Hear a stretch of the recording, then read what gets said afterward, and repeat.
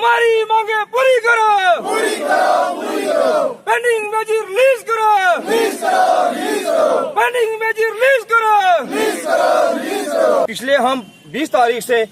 Strike के बैठे हुए हैं, आज तक 10 दिन हो गए हमें बैठे हुए, तो आज हमें हमारी आज तक कोई सुनवाई नहीं हुई, ना हमें किसी डिपार्टमेंट से कोई रिस्पांस आया, ना हमें हमारा कोई डिस्ट्रिक्ट एडमिनिस्ट्रेशन से हमें रिस्पांस आया। तो हम आज फिर से ये एक रेजोल्यूशन देने जा रहे हैं डिस्ट्रिक्ट एडमिनिस्ट्रेशन और अपने डिपार्टमेंट को रेजोल्यूशन देने जा रहे हैं कि हम ये स्ट्राइक को लंबी करेंगे जब तक हमारी ये मांगे पूरी नहीं हुई। हम 8-9 साल से इसमें काम कर रहे हैं, हमें कोई वेजेस नहीं मिल रही है,